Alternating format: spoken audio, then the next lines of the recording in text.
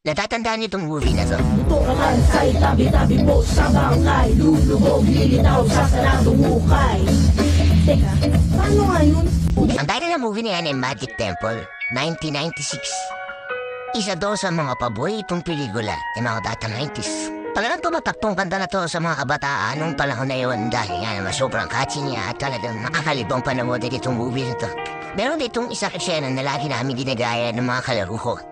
Naglalagay kami ng tubig sa bibig tapos tatakbo kami tapos pabalik namin ibabalik namin sa baso yung tubig dapat walang labis at walang kulang. Din kasi yung kainin nila sa movie na to. Nakakatuwa kasi ginagaya namin yun. Akala namin magiging magalit kami wala kami nakakapangyarihan. Naalala ko lang dati nung ipapalabas ko sa TV, merong events sa barangay namin. Di ko alam kung fiesta or basketball. Pero nagdadalawang isip ako pumunta sa fort dahil may gusto kong manood ng movie na to. At syempre, hindi na ako natuto ng court, pinanood ko na ito palabas. Isa din to sa mga palaging pinapalabas sa mga film showing noon sa mga eskwelahan. At so sobrang successful nga ng movie nito ay nasundan pa ito ng Magic Kingdom taong 1997 kung saan kasama na si Ann Curtis.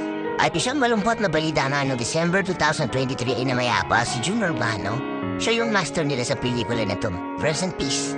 Maraming salamat sa pagbabahagi ang iyong obra dahil malaking bahagi din ito ng aming kabataan, lalo ng mga bata 90s. Paminsan-minsan ay pinapalabas pa rin itong pelikula na to sa TV. At kapag natitsyempohan ko, pinapanood ko pa rin. Hindi dahil nagagandahan ako sa movie na to, kundi dahil parang bumabalik na lang ako sa pagkabata. At bumabalik din sa akin yung masasayang malahan.